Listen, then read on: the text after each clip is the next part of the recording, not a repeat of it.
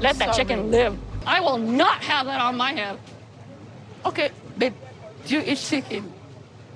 Oh, yeah.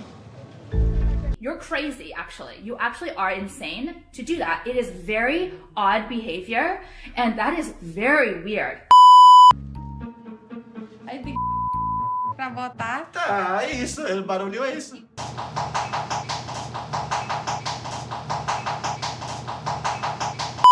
Right? That's how long we have. Literally. You have 20 days.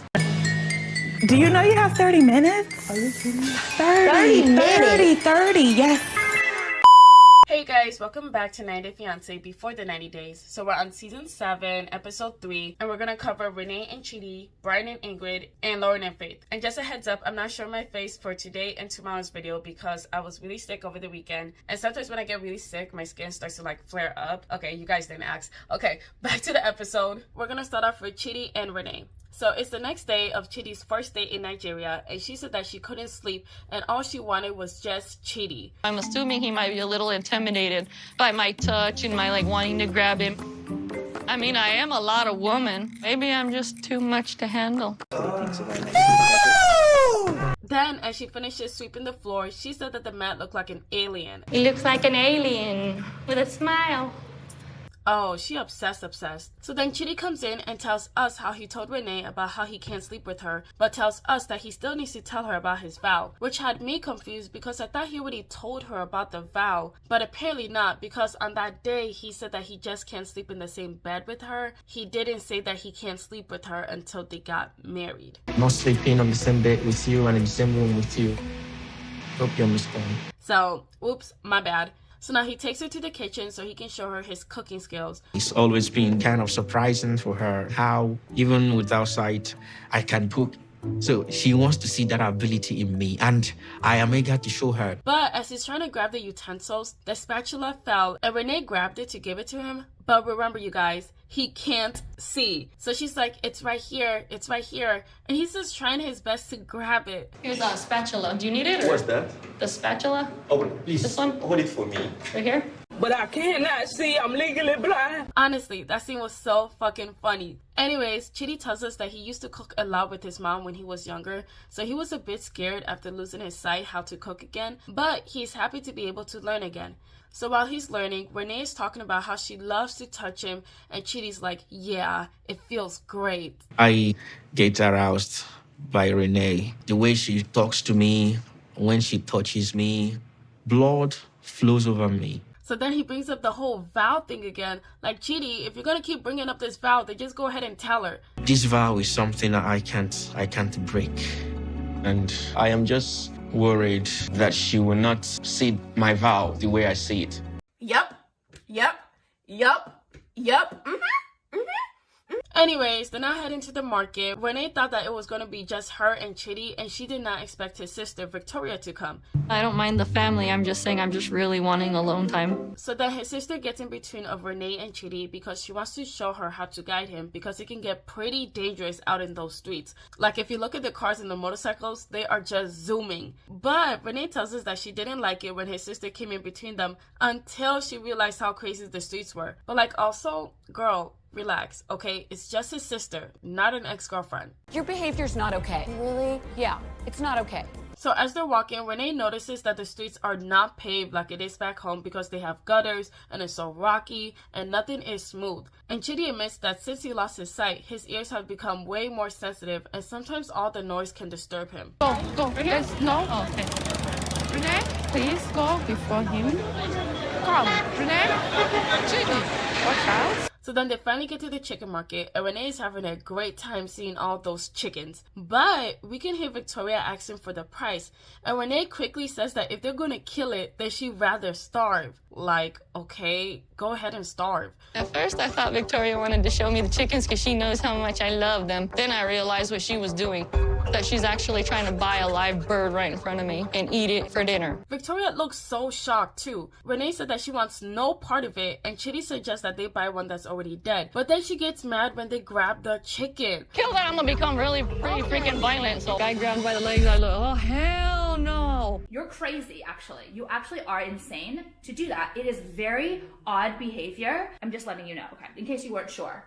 Anyway. So Victoria explained to the seller that Renee doesn't want it killed, and he can't believe it. They end up putting the chicken back, but Victoria told them that they will be coming back, possibly without Renee. And you know what? I get why Renee is frustrated. I get why she's upset, but this is their culture. They've been doing this. Like, what do you expect? And Victoria knows my chickens are like family members to me.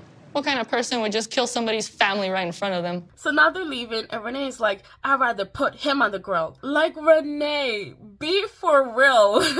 The guy is literally just doing his job. She was literally talking about how she loved to eat burgers earlier in the episode. Like, why didn't you say shit about those poor cows that you love to eat so much? Oh my God, I love hamburgers. You what? Victoria then asked her if she eats chicken, and she said yes. I will not have that on my head. 12 seconds later. Do you eat chicken? Oh yeah. You what? Honestly, what a fucking plot twist. She said that she eats it from the store and she doesn't have any say in that, but she didn't like how the guy grabbed the chicken. Like, you do know that the chicken you buy from the store get treated way worse than the ones right here, right? I eat chicken, but I didn't want to eat that chicken because I felt so bad for the situation. When the guy got him out, he just like by the legs, no remorse, like, here, you want that one? Anyways, Victoria's like, all right, you stay here and I'll go get it. And she said that she isn't gonna eat it. Great, don't eat it then. And Victoria's face is like, what the fuck is wrong with her? I'm going to sit here, then I'll go get it. I won't eat it. You have to shove it down your throat yourself. You suck on its leg, I ain't gonna. Mental institution. Crazy. Victoria said that Chidi mentioned how she gets angry quickly, and now she's experiencing it firsthand. Her expression of anger, the way she flares up, it gives me concerns. Renee said that she sees animals as equal to people. I feel like if you were to ask her if she'd rather save her child or one of the chickens, I dead ass think she would stop and think about it. Like, you guys, I'm not even playing. That's the vibe that she gives me. Let that chicken live. So then Chidi tells us that Victoria left to finish shopping on her own. Chidi is confused as hell why Renee eats chicken but complains about the killing of chickens. Confused about this whole thing because Renee eats chicken a lot. Okay. Unhand me, you troglodyte. So Renee tells us that she had no regret about what she did and how she told Victoria off, and said that they should be lucky that she didn't buy all the chickens there and keep them in her room. And she really said that as if they would let her continue staying at their house if she actually did that shit. Anyways, Victoria comes back to drop off some corn and then she leaves again. Chidi then asks her how's the experience of being with someone that can't see. And she said that she likes it and she loves him and she wants to help guide him. I'm happy that you are in my life. You're a good woman. Chidi, really? Okay. So he asked her what he can do to make her feel more special, and she said that she wants more attention and wants more physical touch from him. So then that leads into him having the conversation about his vow about not having sex with her until they get married.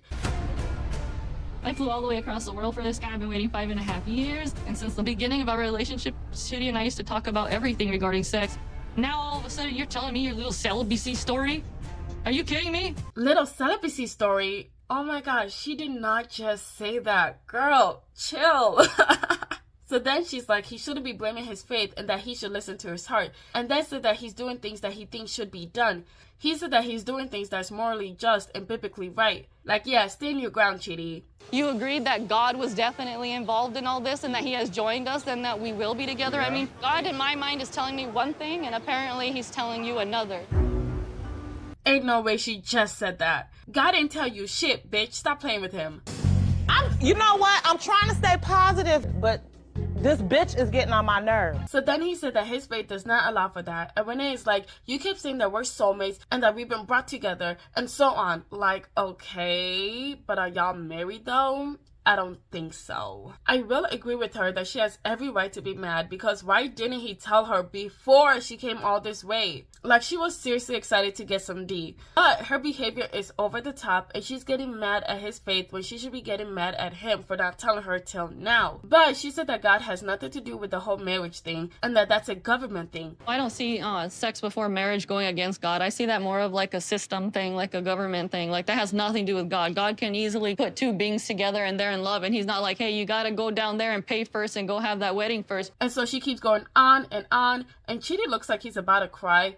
And look at his poor corn. It's probably gotten cold by now. Anyways, Renee tells us that if she knew about this, then she wouldn't have hopped on that plane. So to hear of all this, it starts to really boil me. It makes me mad. It gets me upset.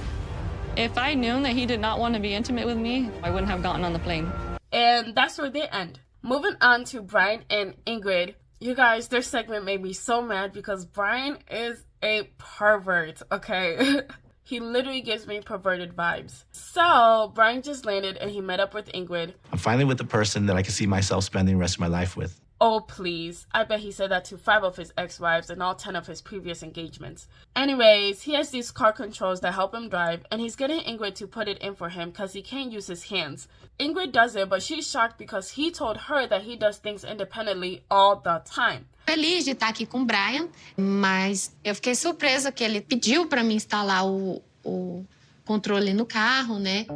Wow, help me take the shirt off. So now they're in the car, and she asked him if he did any research on what he wanted to do while he was in town. And he said that he did no research, but if there's a lake, then he wants to go fishing. Luckily for him, she likes fishing, but I just find that strange that that's the first thing that he wanted to do with her. But I found out that that's not the first thing that he wanted to do, as the first thing that he actually wants to do with her is to get laid. I think things are going real good right now with me and Ingrid. It feels like we're getting comfortable with each other. And now I can't wait to go to the hotel room to spend some quality time with her. No! No! No! Stay back! Wait, where'd you get that piano? So they pull up to the hotel, get in, she hops into the shower, and Brian's getting prepared because you never know. Yo. Even though I'm exhausted from all the traveling, I'm really excited to see where the night takes us. So I took the blue, half the blue, only because you never know. And I don't want to be unprepared.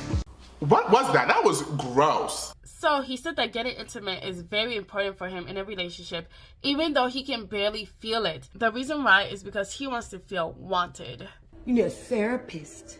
You know what you need? A therapist. So she comes out and he's just staring. Then he asked her to help him take off his jeans. Like, we all know that you know how to take off your own jeans, Brian. But then as she comes over to help him, he just grabs her face and he kisses her. You guys, the ick I got from this was astronomical. My goodness. So then he grabs onto her shoulder so he can pull off his jeans, and then he tells her to go grab this thing and take it to the bathroom where he's gonna go take off his clothes. Coloca no banheiro pra mim, eu tiro minha roupa. Tipo, pelado lá, tirar a cueca. Mulher. Ah, não. He tells us that he can do all of these things himself, but he's just testing her and her attitude about helping him, which is just so wrong to do, especially when you told her multiple times that you're independent. Get a gauge of their attitude, of their patience. I prefer to normalize my situation as fast as possible. So if we can do that on the first night and move past it, all the better. So now she's trying to dip out of the bathroom, but he tells her to hold his wheelchair so he can sit down. And so she does that, and we just see him butt naked. Oh my God, bro. Oh, hell no, man. What the fuck, man?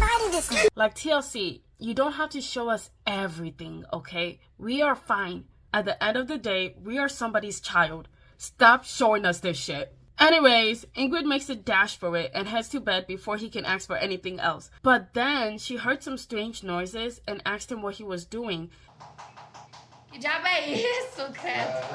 And he's trying to explain that he's just putting on his catheter. He asks her if she wants to know how he puts it on, and she's like, no, tell me another day. So he basically tells us. Why, Lord?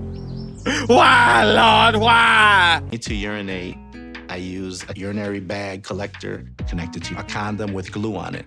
For those to work properly, you have to sometimes get a mini erection.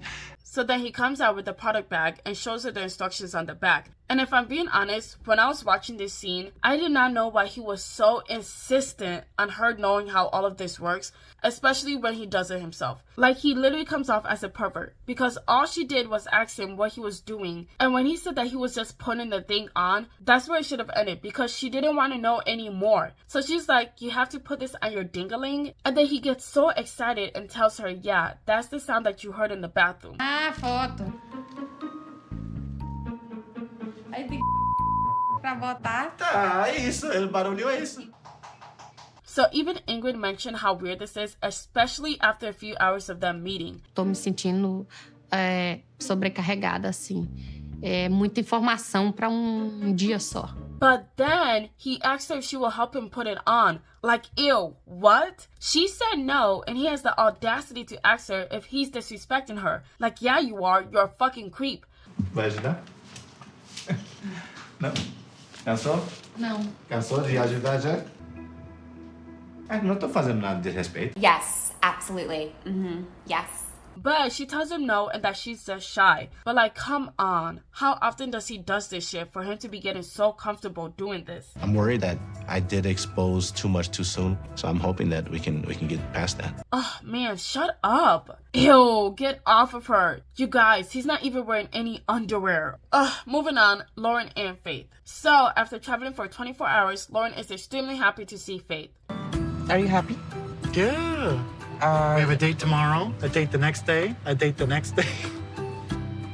A date every day sounds exhausting. Oh my gosh. Anyways, they head inside and her co-workers are excited to see her American boyfriend. Hi, everyone. This is Loren. Oh, hi. Your boyfriend you're talking about? Yes, fresh from the U.S. To be honest, I would not be showing him around. Like, Faith is working hard for that visa. So they check him into the hotel where he'll be staying in a separate room. Her reasoning for this is because she just wants to know him before getting intimate with him. I want to wait until Loren and I really trust each other before we have sex. So she shows him around the hotel and then they leave 2 hours later to go hang out. Faith is nervous though because this will be her first real date with somebody she actually likes. So now they're making small talk. Foreigners say that I love you. Then, you know, they're not knowing that I'm a trans. Then after that, they block me. And I mean, the whole dating scene must be really hard for trans people. But Loren said that he likes her and he likes her whole self. Like, yeah, Loren, we know. But he also said that they have limited time together. So he wants them to like speed things up. You guys, he's just so annoying. Now he brings out the girlfriend test and said that it's only 40 questions. Like, only? Fortunately for him, Faith is actually answering these questions. Well, only like 5 of them, and then she's done. Never mind. Just keep it up and back to US. She said that she thought the test was weird and it was given grade school. It's like grade school and it's a kind of weird. So then she reminds Loren that she wants to take it slow, and Loren agrees, saying that he doesn't want to do anything that she doesn't want to do, but after 20 days, she should have an idea. Right? That's how long we have. Literally. You have 20 days. Yeah, 20 days, not enough, but let's figure it out. Yeah. Honestly, he's making it sound like there's a time limit when Faith is right. 20 days is not enough for me to let you stick it in. So then they leave, and Loren is telling us how much she wants to know if they're sexually compatible or not. Like, damn, boy, relax. It's important to find out sooner rather than later if we're sexually compatible. Loren brings up that he's planning on staying here forever, but remember, she doesn't want him to stay here forever because she wants to be in America. I really have to develop this quickly because she has to also agree to the idea of this plan of me staying here forever. I need them to have this conversation quickly so she can realize that this nigga ain't shit and she can kick his ass out, because this shit definitely isn't gonna work and Faith needs somebody so much better than him. Anyways, that's the end of this video. Thank you so much for watching. Please leave your thoughts in the comments below. Please like, share, and subscribe. Thank you. Bye.